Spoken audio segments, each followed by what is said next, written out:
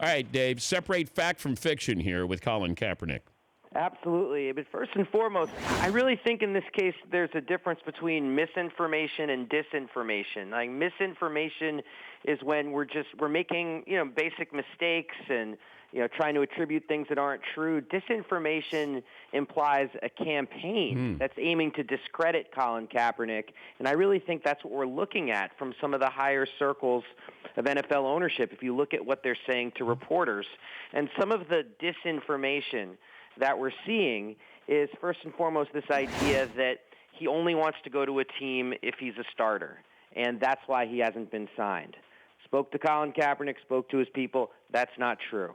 Second thing, only wants to go to a team, this is something else you're hearing, if he's paid $10 million a year.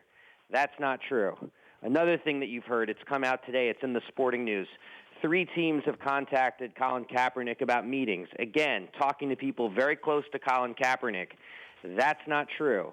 They're waiting by the phone, waiting for a phone call, not getting it. He's in great shape. Oh, and the last thing, and this is the really important one because this was in Peter King's column, and that, as you well know, that is the column that becomes the reference point for all the NFL news, is this idea that he doesn't really want to play football, that he's tired of it, that he wants to pursue social activism instead. Yes, he wants to pursue social activism, but yes, he wants to play. He's working out 6 days a week. He says he's in the best shape of his life. The eye test certainly says that as well.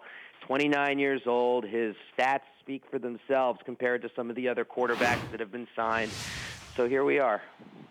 Why does Kaepernick think he has not been contacted? Well, honestly, he plays that very close to the vest. And I think what he's doing, and the reason why, I'm on your show and not him, for example, is that he still wants to do his social activism, but he doesn't want to give the NFL any excuse for why he's not being signed other than what's sort of blaringly obvious, which is that, he's being blackballed because of his politics, and it's a shot across the bow at any other athlete who wants to use the field for political purposes. So all he says is that he's feeling really positive, he's in great shape, his smile ear to ear, and just say, I'm just excited to play football, and I'm just waiting, and I can't wait to get the chance, and when I get the chance, I'll be ready. Now, people around him, people very close to him are just like, yeah, like this is about politics, and it's just very frustrating because, you see some of the people who are being signed by NFL teams and some of their sketchy backgrounds, and you hear all the time about the NFL being a meritocracy and winning matters more than anything else. I believe that's what John Harbaugh said a couple months back when asked about Kaepernick being blackballed. And it's just becoming harder and harder to say that with a straight face with some of the quarterbacks being signed. And then that's when you get the disinformation campaign. Like, well, yeah, maybe he's better than Blaine Gabbert, but he's not being signed because we hear he really just doesn't want to play anymore. And that's just not true. What if an owner or owners just came out and said how they really felt that, look, we don't want to bring him in. We want to, it's a disruption. The media coverage in a negative light here with what happened before the anthem. Be honest. Yes.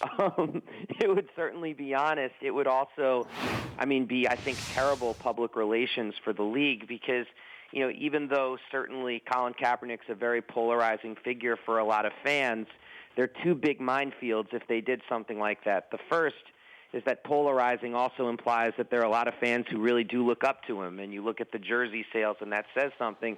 The second thing, and this is something that doesn't get discussed very much, is Colin Kaepernick's very popular with other NFL players. Mm-hmm. He was voted, gave the Courage Award by his 49ers teammates, even though a lot of them didn't necessarily agree with what he was doing. They respected him, and just in terms of his work ethic, his personality, having been around him for 8 hours on Saturday, he's remarkably personable. He's got time for everybody.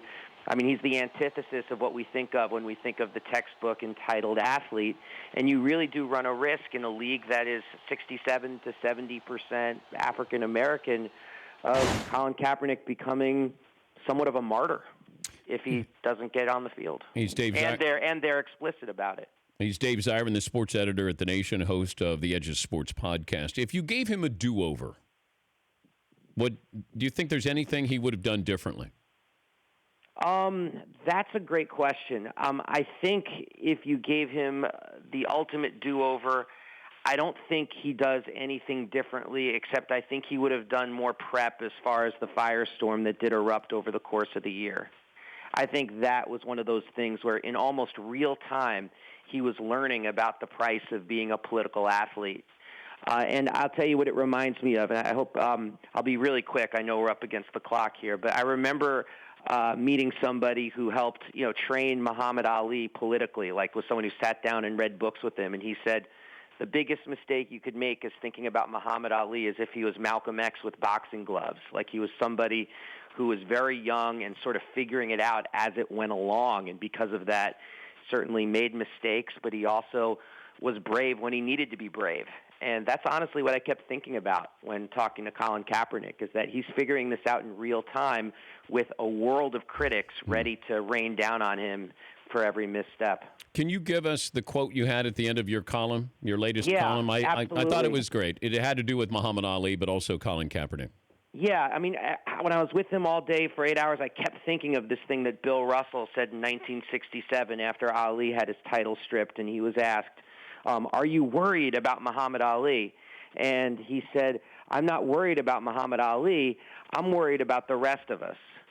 And that reminds me of Colin Kaepernick because, whether he plays or not, he's in a very good place, and he's very happy with his life, and he's proud of the work that he's doing, the community work that he's doing. The rest of us, I mean, I've got real questions. I'll leave you with this. Does Colin Kaepernick play this year? Odds are no. No? And I hope I'm wrong. And if it happens, it'll happen on much more of an ad hoc basis after the season has began. Yeah, I believe that. I think he'll get a chance, but I think you're right. They may have to have one of those, come on down, we need a little bit of help here. Dave, we always appreciate it. Thanks for the time. Thank you. That's Dave Zirin, sports editor at The Nation and host of the Edge of Sports podcast. The Dan Patrick Show, weekday mornings on Audience.